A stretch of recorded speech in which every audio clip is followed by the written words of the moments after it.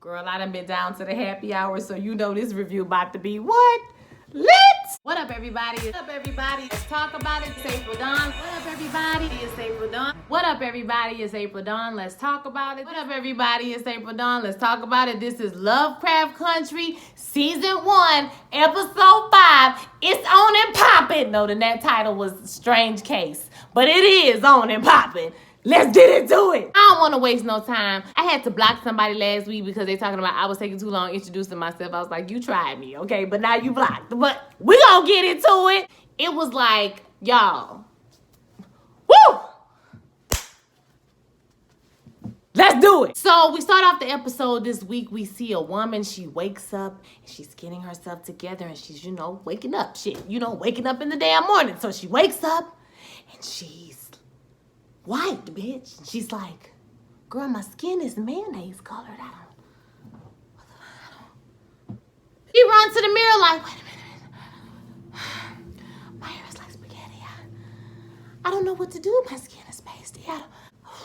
Melanin. Where's the melanin? And she looks around. Girl, guess who it is? It's Ruby. Ruby done woke up a white woman. Shout out to Mildred Wheat. So she thinks it's a dream at first. She wakes up as if you notice she is the woman from episode 2 when they were at Arkham.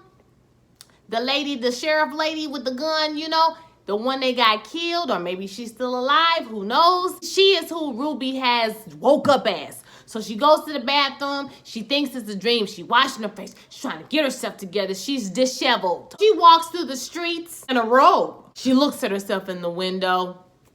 I'm a white woman. She continues to walk and she goes into this barbershop. Like she was looking in the window in the barbershop. Right? So the barber come out and he like, are you lost, ma'am? What's going on? She was like, I'm Ruby Baptiste. And he was like, the fuck, girl? No, you is a white woman. I'm confused. She turns around and a boy bumps into her. He says, I'm sorry, ma'am. And the police pull up like, I said, damn, oh God, I had a margarita. The police pull up and they like, swoosh, bitch, like, what is this doing over here to you? She's like, hold up, wait a minute. They like roughing the dude up. They like handle him and everything, knocking up against the wall and whatnot. And she's like, hey, wait a minute. He was just trying to say he was sorry. He was only trying to help me. And they said, you don't have to protect this animal. And she's like, relax, nigga. Like, chill out. The police are taking her in the car and she's looking at herself like, oh shit, bitch. Your husband is looking for you, ma'am. He's been worried about you. And she's like, I don't want to go back there. So I just want to establish, thank you, the person in the comments who let me know that that I don't think, you remember I was saying that I thought that William was getting with Ruby so that he can get across the threshold of the home. But really, they have a place in Chicago. So he took her back to their place. So that's where the police are taking her back to now. Okay, so the police are taking her back to William's place. And she's like, what the fuck? I don't want to go back there. I don't want to go. And the police are like, your husband is looking for you, X, Y, and Z. So they pull up, and what I thought when he was carrying Yahima, okay, he was actually carrying motherfucking Ruby, bitch. I said, wait a minute. Hold up. Episode 5 is lit. As he bringing her into the house, her veins are like changing, just like things running through her body. I'm like, oh my God, oh my God, oh my God, oh my God. I watched this late at night. Like I told you, I had an audition. I got out about 9:30, so I was like, boom, I got time to watch it. So I watched it last night or whatever. So this morning, I had go to work. I went down to the happy hour. I'm not gonna lie, I'm late, but I'm gonna stay up and put the video up. So it's gonna be up. So by the time y'all wake up in the morning, you're gonna be seeing this video. William carries her into the house and he puts her on basically like a plastic drop cloth. And I was like, wait a minute, I watched all 8 seasons of Dexter, okay? Like, what is about to happen? She's like, he's telling her to stop fighting it. It hurts more when you try to fight it. And she's like, bones is cracking and y'all stuff is popping out like, I promise to God, I think about the Princess and the Frog. Y'all remember when the dude was like, she's in a lot of pain, and like I said, things is popping out all over her body. And so he pulls her back as she's trying to like get away. She starts to crawl away. He pulls her back and something is like, child, it was just too much for me. I was like, what is going on, baby? She's turned into another person. What is happening? And he says something about metamorphosis isn't death. Now, the title of this episode was called Strange Case, but I truly believe that it should have been called Metamorphosis because a few of the characters went through a metamorphosis metamorphosis of sorts in this episode, literally or just spiritually, right? He tells her metamorphosis isn't death. And so he has this big knife and he turns her over and he like stabs her, he cuts her, and because he's telling her the first time it hurts the most. Basically, when you fight it, it's gonna hurt you more or whatever. So he's like pulling all this like slob and we hear a voiceover and it's just like, child, it was just, oh my God. It was just, oh my God. I was just like, what the fuck is this? Montrose is sitting in the house and he still has blood on his hands. So Tick and Letty come into the room. They're talking about, how they're going to figure out the code and what they're going to do to break the code. They come in and Yahima is gone. Well, Montrose, I don't know if Montrose said Yahima is gone or he just said gone. Tick is like, Titus's pages.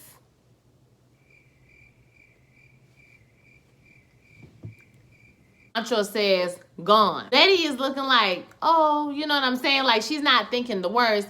But Tick already know what's up. And then he commenced to beating that ass. I said, oh my God, you bought and you paid for the ass whooping that you received, okay? So you deserved it. You deserve it, yeah. Oh, yes.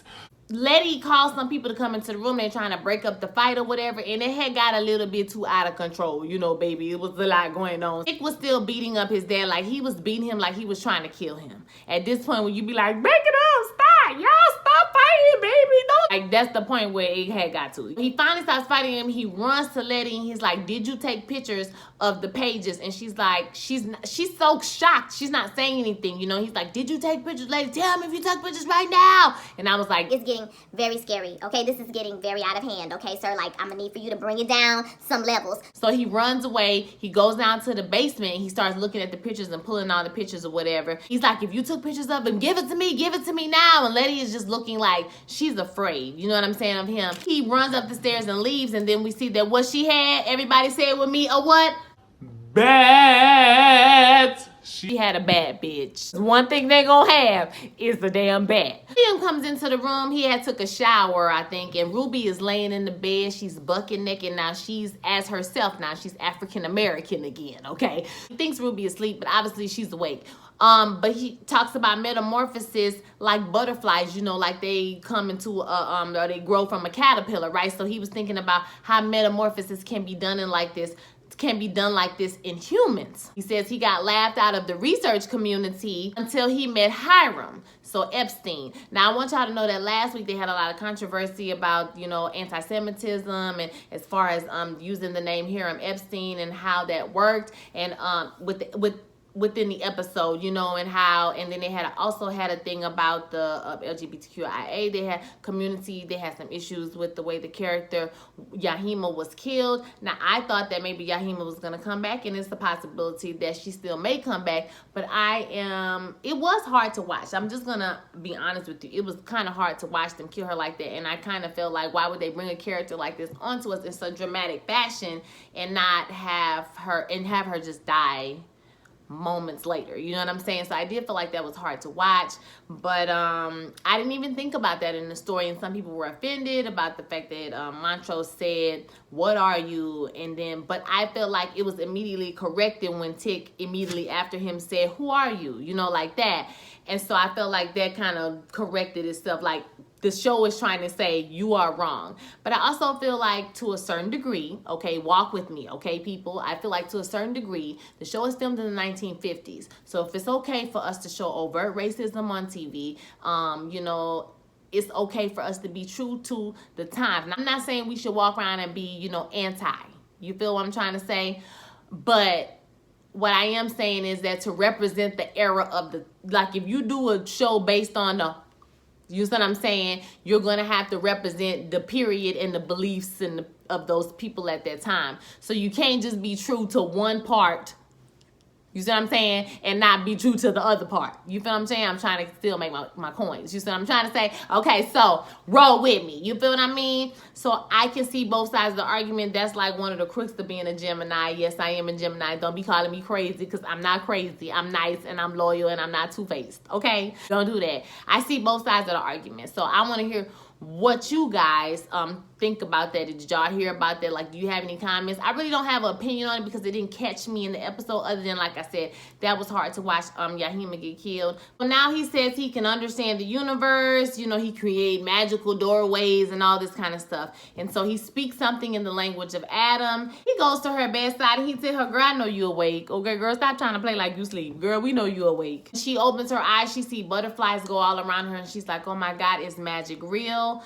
And he tells her, does that make you scared? Are you afraid of it? She says when she woke up that morning and as she was disoriented and walking around the street screaming at people, that people treated her like she was a human, like people were scared for her. They were not scared of her. So they treated her like she was a human being and she had never been felt that before. Actually, she didn't say that. William actually finished her sentence. So he tells her basically about the transformation. It's the metamorphosis. She's transforming into another person. He's like, the first time it's really painful. And she was like, it's not painful. Like, it felt like I was being unmade. Next time it won't be that bad. And she's like, he gets up to leave. And she's like, well, am I free to go? And he says, you're free to do whatever you want to do, girl. And so he leaves her some potion on the counter and he leaves her a wad of money. Like, I ain't gonna lie, they're leaving that wad of money had me looking like, I mean, baby, but for all that she went through, the white pen, it ain't worth it. I don't know. I would have left that stack on the table too, child. I just don't know. It ain't worth it to me. What y'all think? Ruby living her best life. Maybe she's skipping through the streets like, I'm gonna make it after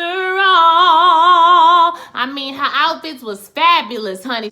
She's just out here just being golden, honey. Getting ice cream, going to the park. I mean, just living a white woman's dream. Now we back at the wherever they at, the garage, wherever, and we see that Tick is nursing his wounds, his hands that are all cut up, and Letty comes in and she says she did take pictures and she gives him the negative. She just didn't have time to develop them. And she thanks him for stopping, you know, not killing his damn daddy. He says, would you have killed him if somebody wouldn't have stopped you? He's imagined it. Most of the time, he's imagined it after his father has beat him. And he thought that he didn't have the same type of violence that Montrose had inside of him. But he realized when he went to war, he found the violence that his father had inside of him. So is he really George's son? I don't know. I mean, they're really doing a good case of like swaying the case back and forth between who you think his daddy might be, who is the pappy. Letty said that the way he acted scared her. I mean, hell, it would scare me too. Like, I don't know if I see it for Letty and Tick. You know, I kind of like them together, but I feel like they're both trying to figure out what love is. Either one of them have seen a good representation of what love is and how to build a healthy love and, you know, have a sustaining something. So I think they kind of in love with each other, but they don't really know what love is or how to express their feelings that they have toward each other in a mature way. He tells her, please don't be scared of him, you know, please don't be. And so they hug and then they go to having sex and we see Journey little booty. I was like, come on, booty. We see your little booty and your little side titty. Come on, give us a little bit, but just enough, okay? And so they get it in on the couch and it was a little bit more sensual than the first time, but it was still a passionate love. And I was just like, girl, you doing a lot for somebody who had sex the first time, because girl, them first few times it was story time, bitch, okay? See, Ruby is in the tub just lavishing and just, you know, relaxing and, you know, trying to wind down from her fabulous day. And William comes in, he's watching her in the shower, and she's like, let's stop with the BS, okay? I know that I'm not special enough for you to be sharing no potion with me. It's 1,000 girls you could have gave it to. Why did you give it to me? And he comes in to wash her back, and he's like, when I first saw you, you know, I felt a magic that I haven't felt in a while or something like that or other. And he tells her that, you know, she like, yeah. Basically, she know what's up. She know it's going to be a cost for whatever she's getting, right? And so he tells her, is he going to need a favor from her? And she's like, what kind of favor? He says, oh, it's nothing. It's consequential. You know, I owe this woman a favor. It's a small thing. Until then, you can do whatever you please. Girl, just live your most fabulous life. He gets up to leave. He asks her why she didn't take the money, and she says the only currency she needed was whiteness, honey. She didn't need no money. She's a white woman. She didn't know which one was harder, being colored or being a woman. She tells him she's always feel like she's getting interrupted, and he said, I wonder what Ruby would be like uninterrupted. This comes back as a bookend later on in the story. He asks her what's next, and then we see money. If ever you was gonna drop a hot song right in the middle of a show, that was the perfect time to do it. Like, it was a perfect scene, perfect choice of song. We see her dressed to the nines, fashionable white woman, honey. And she goes into where? Marshall Fields. Where? Marshall Fields, honey, because she finna get her a job. She's going in for an interview. She's very highly qualified. Now, this is all of Ruby's qualifications, right? So Ruby getting accounting classes to ring people up. Girl, you was doing a whole lot. You ain't even have to do all that, but okay. Highly qualified, honey. Her name is Hillary Davenport. Don't that just sound like money? Hillary Davenport. She's going back and forth with the boss and, you know, about being a small town in Maine. She almost get crossed up a little bit talking about where she's from. And he asks her, how does she feel about color girls? And she says, well, you know, I feel like if they're qualified and they doing what they supposed to be doing, you know, we should give them the same opportunities that we have. And he says that he had a lot of people that left after he hired a black girl because they ended their just color only policy, basically. So I guess he's asking everybody he hires about this or whatever. So we see her back start to crack, and like I said, Princess and the Frog came back. You know, he was Princess Navi. Was it Navi? What was his name, y'all? Princess something, okay? And the man had changed. She trying to get the fuck up out of there before they bitch turn into stone, bitch, okay? He offers her an assistant management position. You listen to that. Ruby couldn't even get a job. And this woman got offered an assistant manager position when she was only trying to be a salesperson, okay? Racism. So she gotta get the fuck out now, okay? Because she about to turn back into a pumpkin, bitch. So she running into the bathroom, girl. She's running, trying to get to the bathroom, but she left the potion in the room, and the boss thinks that it's perfume. So he's like, ma'am, you left your perfume. She makes it to the service elevator, and we just see her go back into the elevator, and she's like bleeding, you know? So I'm like, what's happening? You know, what's gonna happen right now? I know it's gonna be really gross because we kind of saw it already, but we didn't get to see it like live in action. So we see that Montrose goes over to Sammy's place. Now, there was a lot of confusion, maybe, you know, conversation about Montrose being gay or bisexual or fluid, whatever you want to call it. And I feel like, you know, yes, now we know it's confirmed that he is. So he goes over to Sammy's place. If y'all did not take notes, Sammy lives in Cabrini Green / Good Times. I think they tore down the last building in 2011. I saw the building, the one that was on Good Times in like 2000, maybe 2 or something like that, when I was in college, when we was on tour. But yeah, that building is torn down now, but that is Cabrini Green, the famous, it's like a housing project of Chicago. So he goes over to Sam's place, and Sam looks like they've been through this routine several times. He's like, who beat you up this time, the white people or the black people? Omar says, Omar, bitch, he is not Omar no more. Montrose just walk across the room and pull his pants down like, what's popping, what's good?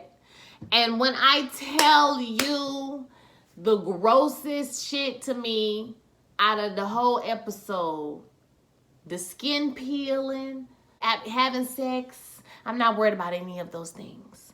But when I tell you the spit or the glue or the juice or whatever the fuck they threw in this man's hand was the nastiest shit I seen. Like, I was like, oh my God. I literally... Amy just bent it over and busted open. I mean, they've been through this routine before. Montrose won't even kiss him. Like, after the fact, they turn around, you know, they kiss him. And the song they were playing was really good about you not loving me or not being, you know, being able to love me the way I want to be loved, or we got to be, you know, a secret, basically. Like, it was a good song. Like, the song they was playing while they was doing it or whatever. So they have some, you know, rage sex, basically. And I want to tell you, I shout out to Michael K. Williams, because baby, when I tell you that is acting, let me point something out to y'all. Michael K. Williams said one word this entire episode. When Tick and Letty came in the room, he said, gone. Where is Yahima? Gone. He did not say one other word this entire episode. And he got, when I say the internet is talking about this man, whether you like what he is, you don't like what he is, he spoke about what he is, so I'm not going to speak for him. Okay, so go look it up. He's spoken about everything that's, you know, he is. So let him speak for himself. what love it, hated, or in between, that man was acting his ass off tonight. You honey, because baby, you got to be that bitch if you caused all this conversation, honey. After it's over with, he was crying. You know, it was like torture. Everybody done been with boo. You know, he done been through some things. You know what I'm saying? He started crying. Like, y'all know that. Talk about it in the comments. So, Sammy tries to talk to him, but then he busted down and he going down on Sammy. So, Sammy like, I'll wait. We can talk about it later. Hillary, she's at her job / Ruby, right? This is her first day, and her boss comes upstairs and he kisses her hand. He seems a little smitten with her, and, you know, she goes to talk to the black employee. Her name is Tamara, and we find out that, you know, she talks to Tamara about being at her station or whatever, and then Tamara's a little flustered, you know, and she says, you're not in trouble, it's okay, I just want to get to know my employees. And so I heard you applied on a whim, and Tamara was like, did I tell you that, bitch? Did I tell you that? Because I heard your hiring caused a stir. I hope you still feel like you're a part of the Marshall Fields family. And Ruby says, well, one thing I know is that, you know, no matter what happens, they can't take away your education. My education is, you know, not the greatest. I didn't graduate the 7th grade. And Ruby is like, so you took some accounting classes down to the... And she was like, no, I don't. They got classes? I didn't know nothing about that. Ruby feels sometimes, I feel like she's jealous in one way, and then another way I feel like she's like, well, damn, I work this. Well, I mean, that's the part of jealousy, right? Like, damn, I went to accounting classes. I was like overqualified to be a cashier, basically. I'm overqualified to be a sales associate, and you got a job. So first I felt like it was size discrimination, but then we're going to get into what it actually is later. The break room, Hillary is chatting with the girls. They're having a good time. They're trying on clothes, and you know, it's been 30 minutes, but you know, they're gonna try on these boots. So they get her to put on some boots, and they laughing about everything. And Hillary says, has Paul ever gotten fresh with one of you? And they're all laughing. They're like, girl, hell no. You know, he got 2 kids, and you know, he's a church going XYZ, and he's grown up. So they all start dancing to music, and then, you know, Miss Hillary Banks go out there and start popping that ass. Okay, she gotta hit that Y2C on that motherfucking ass, okay? And so they was like, wait a minute, girl, you got it going on. You need to go down to the Tutti Frutti, ho. I don't know. What's the name of the show, child? And then one of the ladies mentions that she doesn't want any more Tamaras to be hired. Hillary says, well, if they hire any more, I sure hope that they're actually qualified. And then one of the girls says, well, of course they're not qualified. They're Negroes. Hillary is like, bitch, what? And they tell Hillary, well, you seems comfortable with Tamara, so why don't you ask her to take us to the south side? It'll be like a safari. Hillary is like, I've been there before, child. It's not nothing special. It's nothing, you know, to scream about, girl. And like, oh my God, you've been? Girl, you feel safe with those animals, those people? It's funny how they think what we doing? We over there just running wild? Like, that's what we doing? Okay. William picks up Hillary from the job, and honey, and the girls are panini pressed. He tries to kiss her, and she like do the on his ass, okay? The And he asked her, how was your day? And, you know, she says better than being a charwoman. So I looked up charwoman. Charwoman is like a part-time maid. Basically what everybody have today, a part-time maid. Unless you like rich and you have a maid who lives with you. So he tries to, like I said, kiss her, but she dodges his ass. And he tells her, you don't want me to kiss you with the white woman face, basically, with the Hillary face. And she's like, do you want to kiss the Hillary face? And he was like, I want to kiss whatever you want me to kiss, boo. I said, oh, wait a minute, hold up, wait a minute. Wait a minute, William. I like that. Now behind them, I wanted you to notice that they had a big Wrigley's picture, right? So this picture is in juxtaposition to the Aunt Jemima picture we saw, the billboard we saw earlier. So you see how black people of that time were depicted, and then you see how white people of that time were depicted. So if you look at that picture, the white men are heroic, the women are beautiful, and then you see the Aunt Jemima picture in distinction. When they did that shot like that, I really took notice of the picture. I felt like they did that shot to show us that for a particular reason. He tells her, hold up on that thought. I need you to do me the favor tonight. She's like, here we go. Like, I already know there was gonna come a day when you was gonna tell me what deal I made with the devil. He tells her he needs her to attend the party, and Miss Braithwaite will tell him everything that she needs to know after she gets there. There's a box in the back of the car with some instructions, and it has a maid outfit in it. She thought it was gonna be a dressed bitch, and it was a damn maid outfit. Then we see Ruby at a party. They are at the lodge. You remember the lodge from the last episode where Christina went to confront Lancaster at? So she's at the lodge. She's being a maid. She's dressed up as a maid, but she's like serving food on a tray to everyone at the party. Now in the preview, they made it kind of look like she was poisoning people. Like, that's the lines I was going. But no, she's just serving people. And we see Langford. And then later on, we see her, Ruby in the kitchen. And Christina comes out and she's like, what do you need me to do? So she says, I need you to hide this in Captain Lancaster's office.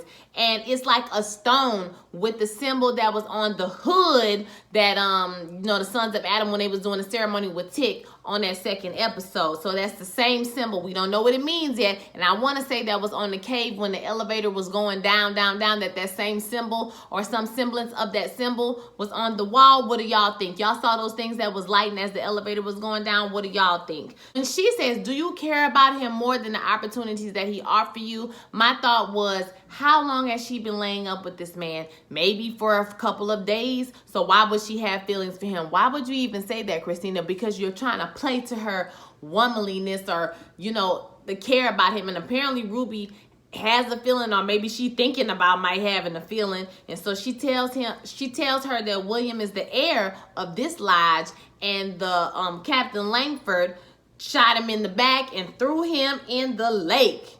But she made sure that William survived, and we gonna find out, because I'm right, ho. I was right, ho. I was right, ho. Now she can help him get his revenge. See, at this point, me, myself, I would have been like, hey guys, this sound like that's y'all's problems. Like, I ain't got nothing to do with this, okay? Like, I'm gonna go ahead and get my things, and I'm gonna continue to be African American, and I'm gonna stay black, because I realize that's all I have to do is stay black and die. So I'm gonna continue to do that, so you guys can continue to do this. But she decides that she's gonna do it, honey. So she give her the stone and put it in her hand. And then we see Letty and Tick there in the dark room, and he is asleep. He is sleeping. So he's dreaming about Hannah in the book. So we see that when he was running out the house out of Arkham, right? Was it Arkham? Yeah, he was running out of Arkham. He was, or Arkham? Whatever the name of the place is. Y'all put it in the comments. Is it Arkham or Arkham? Please let me know. So whatever, he running out the house. I remember Harriet Tubman was in front of him. She was leading out the house, right? So this Harriet Tubman little cousin Hannah. So Harriet Tubman little cousin Hannah was leading out the house. She had a book under her arm. I put that in the comments. Did y'all see that? She had a book under her arm. I want to say it's the book of who? Names. Okay? So she was running out the house, and she was like, bitch, I told you to run out of this motherfucker house. And he was like, what you said? Bitch, I told you to run out of this motherfucker house. Yes, motherfuckers white people crazy. We said, go kill you. Definitely white people. And so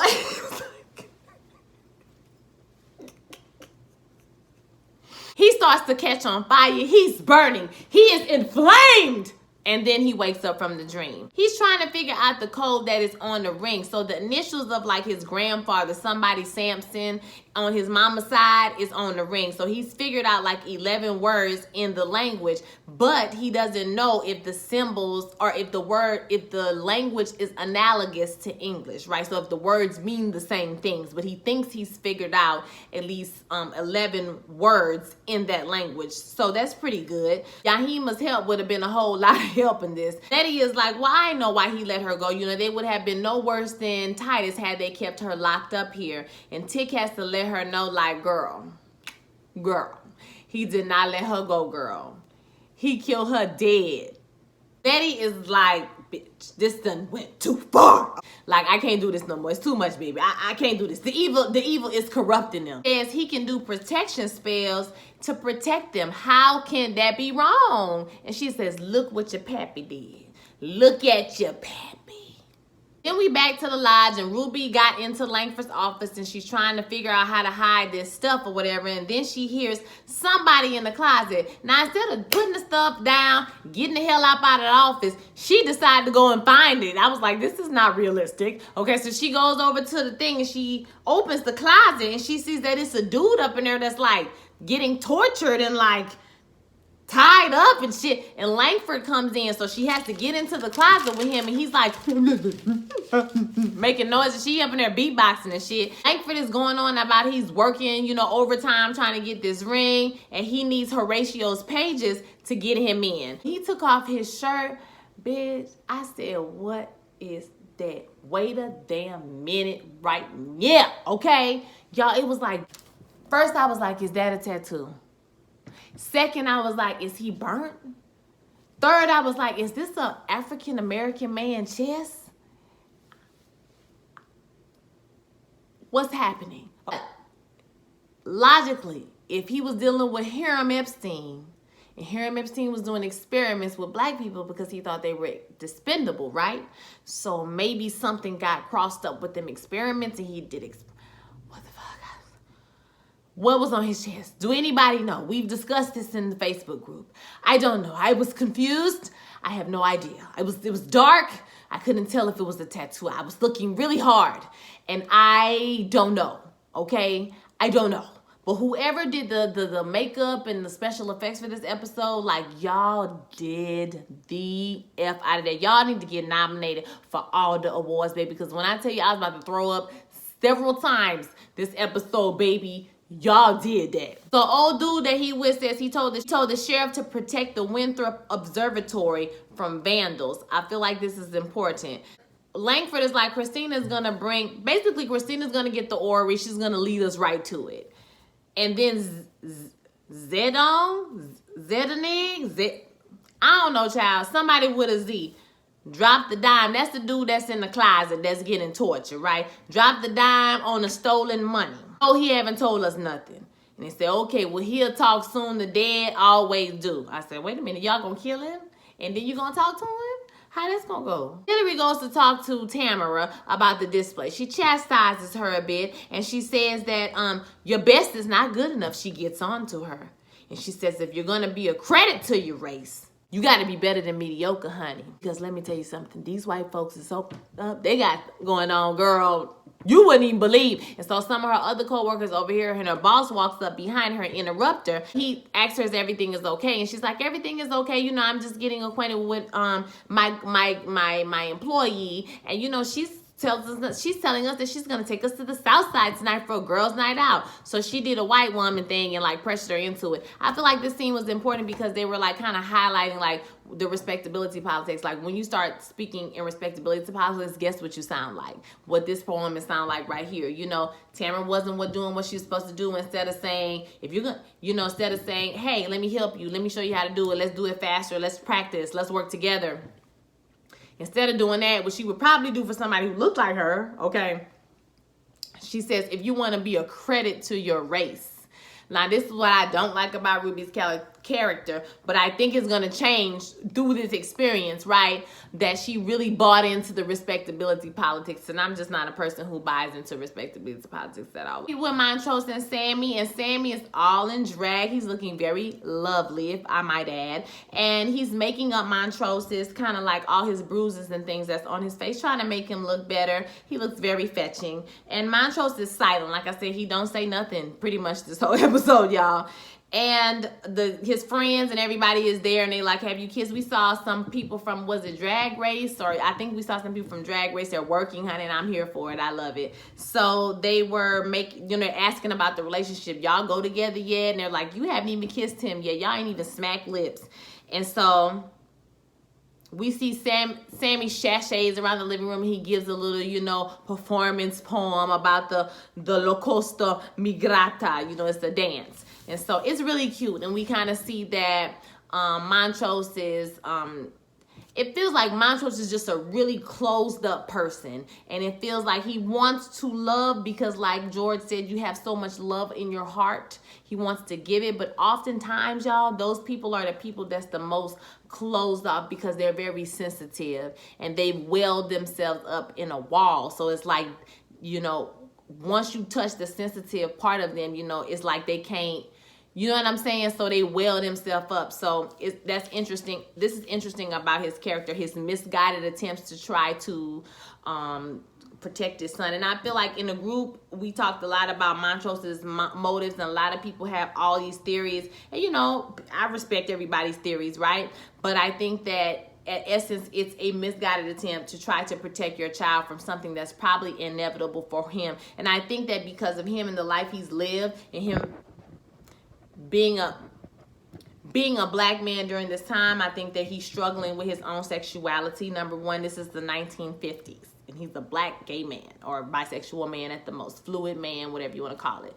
So you dealing with that. You dealing with the fact that you were abused as a child. So I think that, you know, like Iyanla says, that your parents can't be more than what they know, more than what they saw. They can only be, they're humans, you know. So if they haven't been taught it, they're not going to be able to teach it to you. Or maybe they haven't had enough self-reflection. You got to think about the times, you know, all those things mixed up. So I think that Michael K. Williams is doing a good job of provoking conversation, even if it is conversation where somebody doesn't agree with the choices that his character has made, okay? Because I think it's a lot of argument for not agreeing with the choices that Montrose has made it. So but I really love to see his character development. Down to the bar, we're having a good time. So Tamara looks very uncomfortable with the ladies from work, and the ladies look like they're having a great time, honey. And we see, so these men come and everybody comes to get people to dance, you know, when it's time to dance. So these men come and they grab the white women and they go out there and they're having a good time.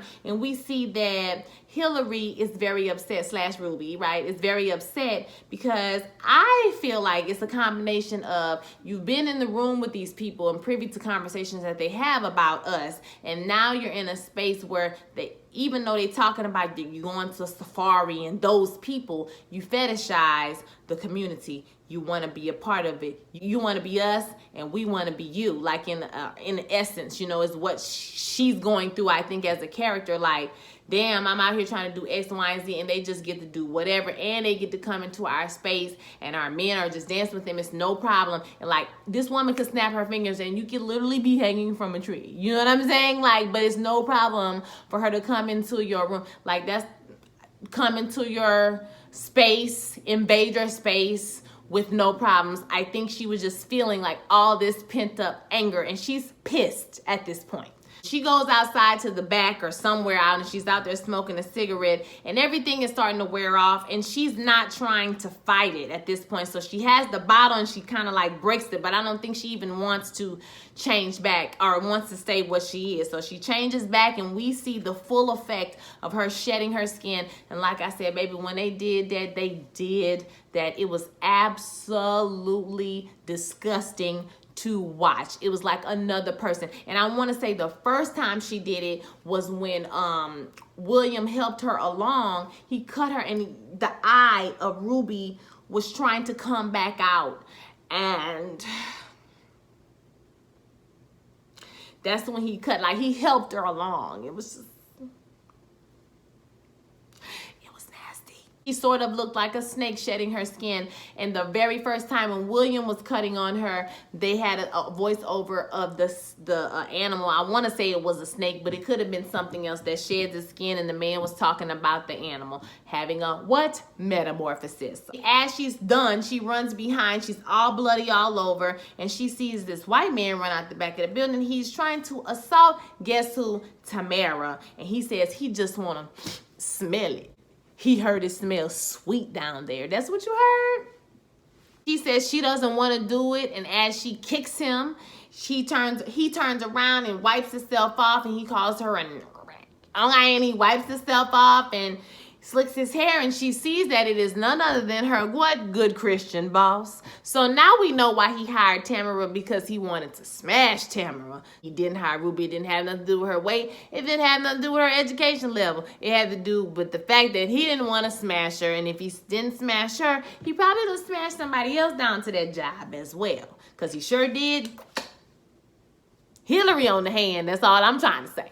Ruby is back at the house. I'm trying to figure out how she made it all the way home bloody as hell with a coat on, but I'm just going to be quiet. And then she had the skin like sitting next to her in the bed. Somebody in the group was like, how did she get the skin? Listen, it's suspension of disbelief. William came out his skin, and then what happened to the skin? We don't know. You know what I'm saying? Like, don't worry about it. That's not important to the story. But I want to say her skin was sitting right next to her on the couch, okay? If I'm not mistaken, I have to watch that again. But Christina comes home, and she like, wait a minute. Somebody need to tell me what's going on in the basement, baby, because you and William down at all hours of the night. I need to know what is going on. That's the only door that locks in this basement. Christina's like, well, I guess Ruby got interrupted again.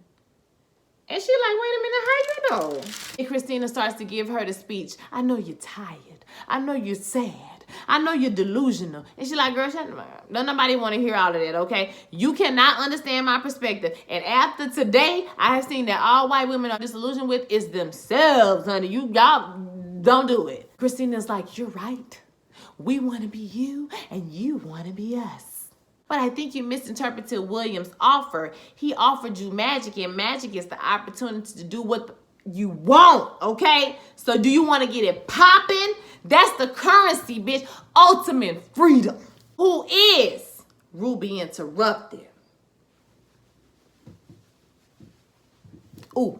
Next day, she goes down to her job and she quits. She says she's going to give him her notice, and she says, no, I have to quit because I'm so attracted to you. Every time I look at you, you know, I just want to give you this poom, honey. And so I can't give it to you unless I quit. So I'm about to own you real quick. She's like, you know, you always in control. You want to let me be in control. So she takes his pants off and she takes his belt and she puts it around his neck like she gonna choke him. I'm like, oh, she gonna choke him out. No, she ain't gonna choke him out, baby. She lay on the ground and she put her foot up and he starts sucking on her heel, which is absolutely disgusting. Okay. Corona. Okay. Coronavirus. He put his underwear in his, oh no, she put his underwear. It was a lot of shit going on basically. So in a nutshell, she started to beat his ass. She take that heel, she put it dead in his ass. Or I said, you.